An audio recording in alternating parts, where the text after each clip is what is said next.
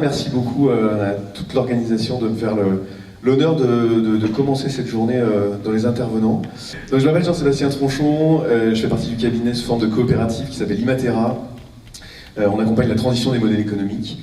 Et à mes yeux, mon rôle, c'est d'arriver à décaler le regard des gens avec qui on travaille, des modèles actuels, pour offrir de nouvelles perspectives à l'aide de pionniers avec qui on travaille depuis plus de 10 ans, et puis d'autres concepts économiques, micro et macro, pour montrer qu'il y a des alternatives au modèle économique qu'on connaît aujourd'hui.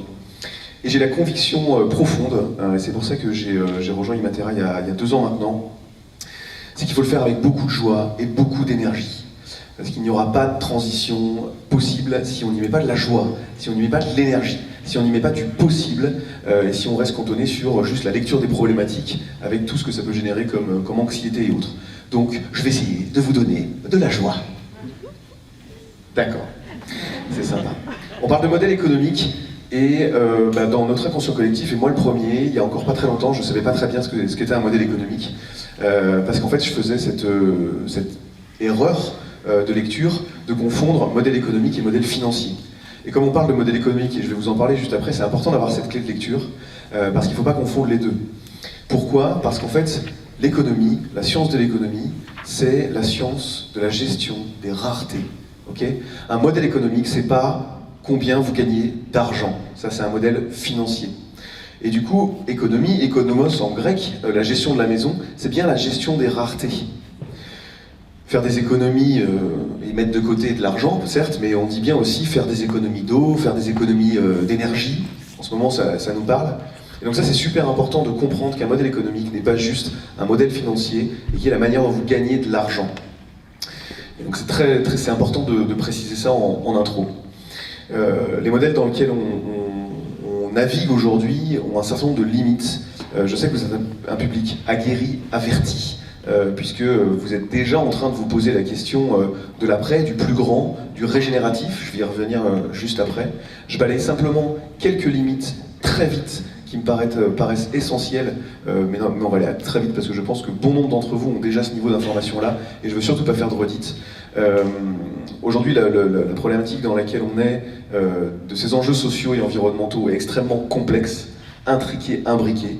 Ça n'est pas juste un sujet de carbone, ça n'est pas juste un sujet de biodiversité, et c'est ça qui rend ce défi absolument magnifique et à la fois terrifiant, parce que c'est bien la première fois que l'humanité est face à la propre mise en danger de l'habitabilité de la vie sur Terre. On parle donc des limites planétaires qui offrent un spectre de travail, si vous ne connaissez pas, allez creuser ça, beaucoup plus intéressant, beaucoup plus large que simplement regarder le sujet du carbone, qui nous est parfois un peu asséné de manière obligatoire, et puis avec les régulations qui arrivent pour certaines entreprises, d'ailleurs, on n'aura pas trop le choix, mais comme le dit très bien Aurélien Barraud, on peut être une entreprise qui se déclare neutre en carbone et continuer à raser des forêts et faire 3 burn-out par semaine, c'est parfaitement compatible. Voilà. Il y a des bonnes nouvelles après, il y a des bonnes nouvelles. Alors, pour ceux qui sont loin, peut-être que vous ne voyez pas, mais il y a un petit schéma que moi j'aime bien, moi je l'appelle le schéma de l'humilité. Vous avez à gauche le petit carré A, en fait qui représente en gigatonnes de carbone la répartition de la biomasse, donc du vivant, humain et surtout non humain. Sur Terre, vous voyez le grand carré en vert, c'est les plantes. Et il y a un petit zoom, vous pouvez faire un zoom en bas à droite avec les animaux, et le zoom du A, c'est le B. Vous suivez ? Non, on n'a pas compris, ok. Donc dans le carré A, ça représente toute la biomasse en gigatonnes de carbone, ok, avec notamment les plantes qui représentent 450 gigatonnes de carbone. Et le B, c'est en fait la petite partie des animaux que vous voyez en bas à droite. Merci beaucoup, Luc. Je ne savais pas que j'avais un présentateur météo, c'est extraordinaire. Pardon ? Saurait mieux, c'est ça. Et en fait, dans le zoom que vous voyez, en fait, j'ai entouré en rouge les êtres humains. Donc vous voyez qu'on représente une partie infinitésimale du vivant. Pour représentation, en fait, en masse de carbone, on pèse déjà plus de 2 fois moins que les virus. Ouais. Donc, moi je l'aime bien ce truc-là parce que ça nous remet à notre place. J'ai une autre stat qui est assez cool et rigolote. Si on donnait 1 mètre carré à chaque humain de cette terre, on serait un peu serré, ok, mais on pourrait mettre tout le monde en Corse. Voilà. Vous pouvez aller faire le calcul, ça marche. Donc c'est simplement visuellement, nous mettre dans une forme d'humilité. Il y en a qui vont pas être d'accord, on est d'accord, tout à fait. Pas être très bien accueillis. En tout cas, ce qui est intéressant, c'est de voir à quel point on est une espèce qui ne fait pas, qui ne définit pas à elle seule le vivant. Et le dernier, voilà, les deux derniers points, il y a un travail très très intéressant qu'a fait l'Institut des Futurs Souhaitables, qui s'appelle Post-R, que je vous invite à aller voir, et qui vraiment exprime de manière très ludique et très didactique la systémie justement de ces problématiques. Et à partir d'une problématique, l'eau, la santé, l'équité, etc., eh bien cela tire des liens sur le carbone, la biodiversité, et met un petit peu justement en systémie, en complexité, toutes ces problématiques. Le sujet des modèles économiques, dont je vous parle là surtout maintenant, c'est une transformation qui est évidemment profonde, Suzanne en a parlé tout à l'heure. Il ne s'agit plus simplement de regarder à la marge comment on peut éviter d'avoir des gobelets en carton à la machine à café, ou finalement comment on limite les impacts négatifs du modèle actuel, mais bien aller plus loin dans une transformation plus profonde, et parfois on ose le mot de radical. C'est un très joli mot, hein, il veut simplement dire le retour à la racine. Et c'est là-dedans qu'on va. C'est un slide, cette slide ici.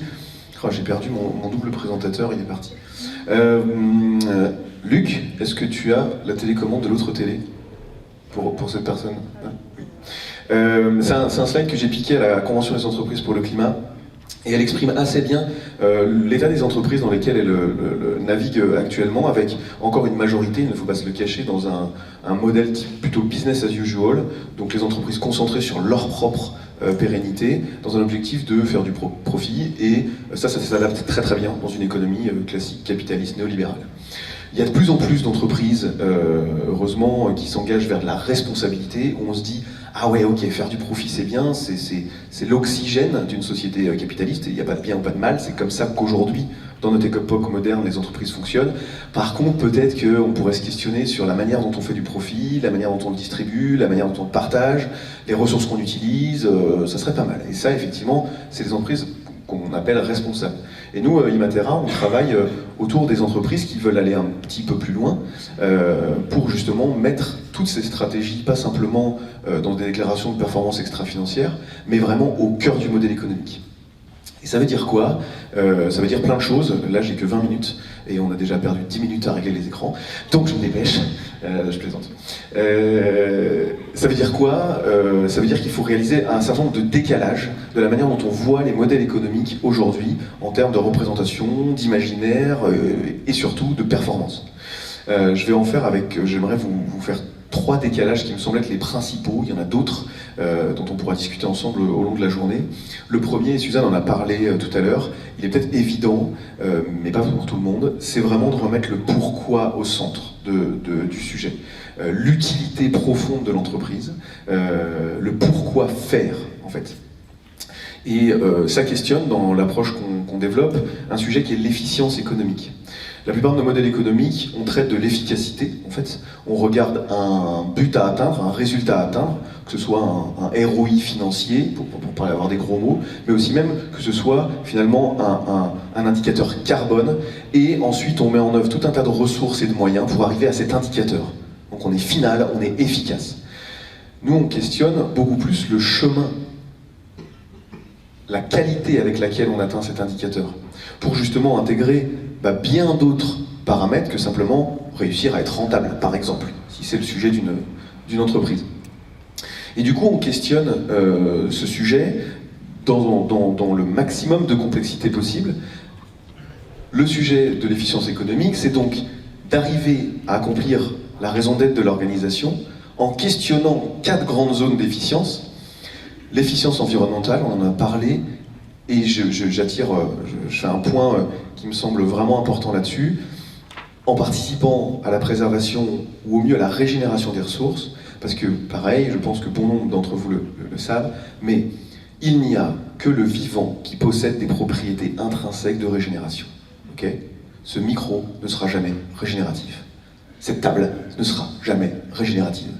Donc s'il y a déjà des gens dans vos équipes marketing qui se sont déjà un petit peu excités sur le sujet, s'il vous plaît, rattrapez-les. Il n'y a que le vivant qui a des propriétés intrinsèques de régénération. Par exemple, quand vous vous couchez le soir et que vous vous réveillez le matin et que vous êtes plus en énergie, c'est une preuve concrète de régénération. L'efficience sociale, qui vient questionner justement des thématiques de santé, de bien-être, d'équité, comment votre modèle économique intègre le vivant humain dans vos problématiques. Et l'efficience monétaire, qui traite du coup de la vitalité monétaire du modèle économique, et que ce soit une entreprise privée à but lucratif, à but non lucratif, que ce soit une ONG, que ce soit une association, que ce soit une collectivité, aujourd'hui, en Europe, dans un modèle, dans un monde capitaliste néolibéral, tout le monde a besoin d'argent.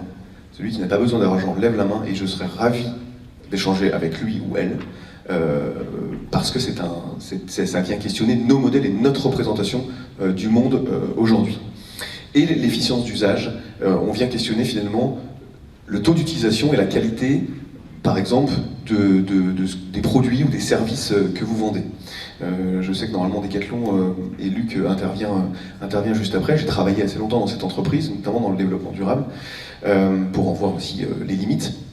Et aujourd'hui, le grand sujet de remettre au cœur le pourquoi, c'est pour aller vers le deuxième grand décalage que je veux vous proposer, c'est du coup d'arriver à ce que ces modèles ne parlent plus simplement de volume vendu.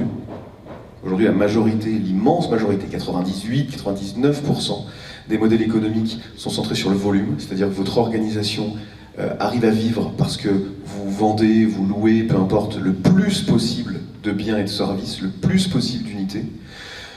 Dans la définition ici d'une performance plus durable, plus soutenable, ça va être de questionner les effets que vous produisez. Je parlais de Decathlon. Dans le cas par exemple où Decathlon vous vend un vélo pour normalement que vous fassiez du vélo, est-ce que le fait de faire vraiment du vélo touche le modèle de Decathlon? Pas du tout. Si vous ne faites pas de vélo, c'est pas grave. Il n'y a aucun problème. Vous pouvez même en acheter plein des vélos et les stocker dans votre garage. Le modèle économique de Decathlon, il sera très content. Et c'est pas la Decathlon, vous pouvez le faire avec tous les modèles, ou énormément de modèles. Questionner les effets, les impacts, ça va venir justement questionner l'efficience, parce que dans un monde en abondance de ressources environnementales et sociales, ça marche bien, finalement, de se dire on va vendre un maximum de vélos, et Inch'Allah, il y en a qui en feront, et ça va bien se passer. Mais c'est un peu la stratégie que moi je métaphorise en disant utiliser un tractopelle pour planter un clou. Pour reprendre très concrètement ce sujet du vélo que je connais très bien, un vélo loisir qui est vendu chez Decathlon aujourd'hui fait 21 km par an. Il est conçu à peu près pour 2000. Et pour faire un vélo qui fait 13 kg, on extrait à peu près 1 tonne de matière première. Est-ce que c'est super efficient ça en termes d'utilisation des ressources, par exemple? Et donc c'est ça qu'on vient questionner. Et donc l'effet de ce sujet, pour être très concret, ça veut dire peut-être s'intéresser aux kilomètres que les vélos parcourent réellement. Et là on commence à parler d'effets. Tout le sujet, ça va être donc de sortir absolument de cette logique volumique, vendre ou louer, ou peu importe ce que vous voulez, toujours plus d'unités de produits ou de services, pour être guidé dans une logique d'effets. Et donc se questionner sur quels effets vous voulez produire, sociaux, environnementaux, monétaires, sur qui. Et c'est ça qui va dicter la performance de votre modèle. Je reprends cet exemple-là, qui fera suite aussi à ce que peut-être Luc va raconter tout à l'heure. Dans ce modèle-là, on avait justement traité la mobilité urbaine, et on est passé d'un modèle de vente de vélos, de casques, d'accessoires qui font plein de marge, en volume, avec potentiellement le risque qu'il ne soit jamais utilisé, mal utilisé, peu utilisé, à une offre qui accompagne la transition des modes de déplacement. Je vais y revenir dans le dernier et troisième décalage qui est la coopération. Travailler en coopération avec tout un tas d'acteurs pour aller vers une offre qui comprend non seulement des produits, mais aussi une formation théorique et pratique à l'utilisation du vélo, un suivi sur 4 semaines pour arriver à tenir dans la durée, un itinéraire le plus en sécurité et le moins pollué possible, bref, une offre beaucoup plus intégrée qui reprend bien plus largement la problématique de la mobilité que simplement « Tiens, Jean-Claude, je te donne un vélo électrique, ça va te changer la vie, tu vas voir, c'est magnifique ».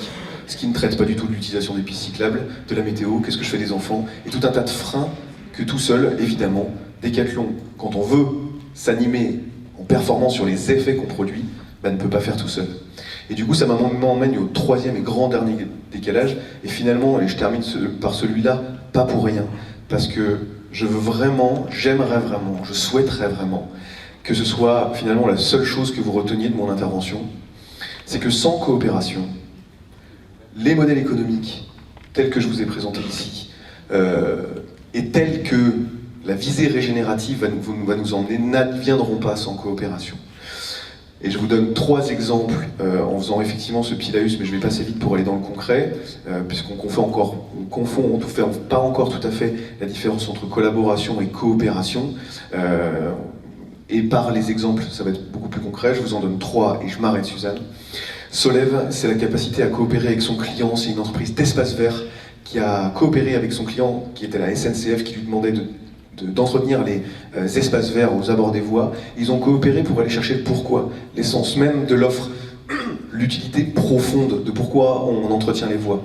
Et en fait, ils se sont rendus compte que, en entretenant bien les voies et en intégrant vraiment le pourquoi de l'offre, ils arrivaient à limiter par exemple l'impact gibier. C'est quand les grands animaux traversent les voies, créent beaucoup de retards et des désordres aussi environnementaux et sociaux et monétaires, notamment en termes d'indemnité. Mais aussi l'utilisation massive de produits phytosanitaires pour brûler chimiquement les abords des voies en instaurant des plantes beaucoup plus positives, notamment via les principes de la permaculture.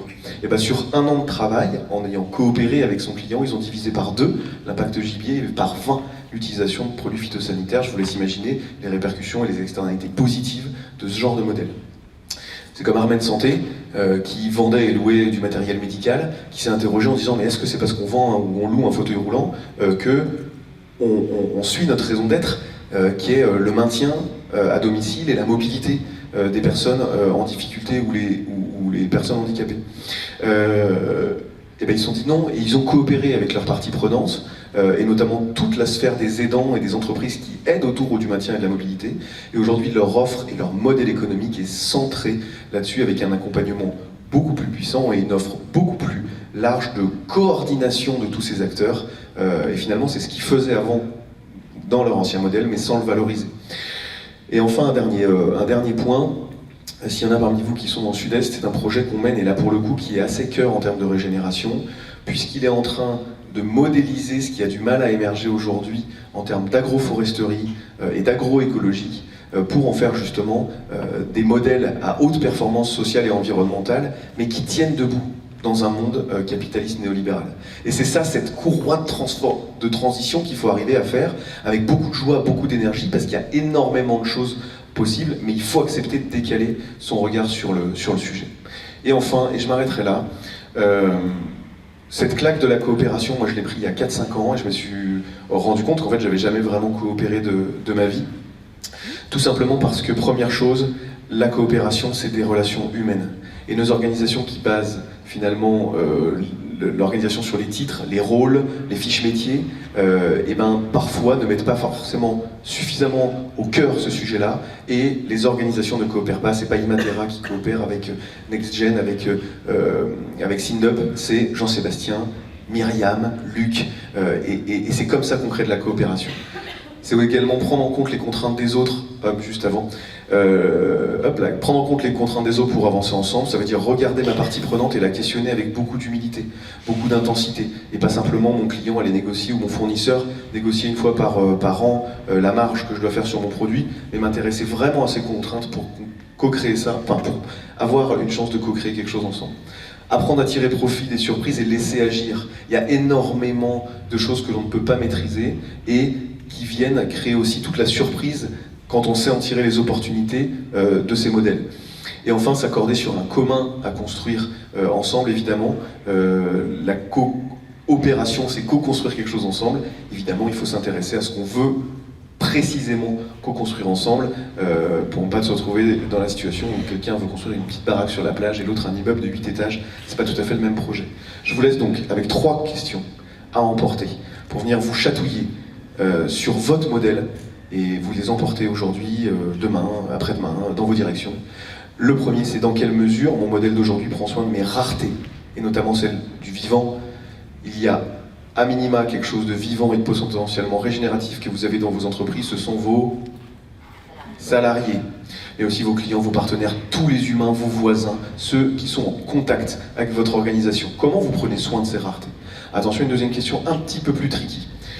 Pour quels objectifs ne pas faire évoluer mon modèle?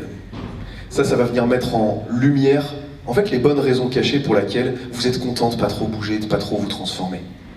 Et enfin, dernière question, comment vous pourriez mieux coopérer avec vos parties prenantes internes et externes? C'est beaucoup plus large, mais en se questionnant, en disant, mais en fait, Là, on a une simple relation contractuelle. Comment je pourrais mieux coopérer avec cette partie prenante? Je vous laisse là-dessus. Merci beaucoup. Merci beaucoup, Jean-Sébastien.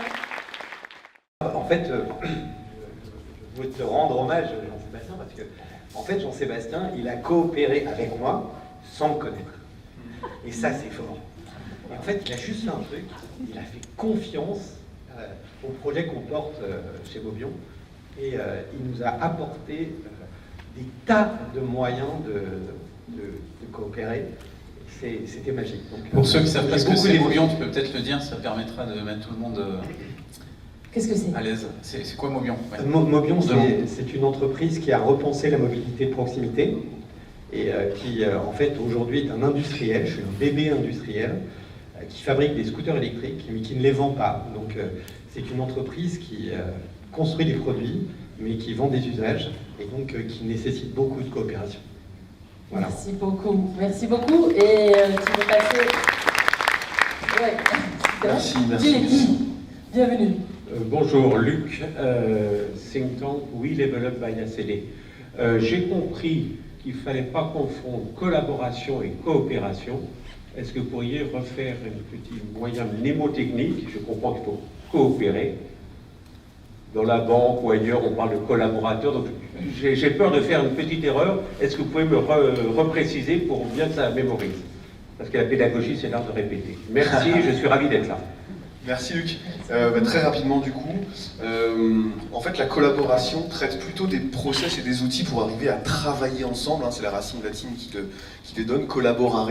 La coopération, coopérare, c'est la construction d'un édifice commun. Donc ça veut dire qu'on ne peut pas coopérer sans collaboration, mais on peut parfaitement collaborer sans coopérer. C'est-à-dire que on organise des process, on dit toi tu vas faire ça ici, il y a un chef de projet, on s'organise comme la majeure partie de nos organisations pour arriver à quand même avoir la construction d'un but commun, mais on ne met pas toute cette intensité humaine et surtout, Christian a parlé tout à l'heure de la confiance par exemple, il y a tout un tas d'actifs intangibles j'ai vraiment pas le temps là, de développer ça, mais avec plaisir de le faire plus profondément. Je vous dis simplement une très très bonne nouvelle.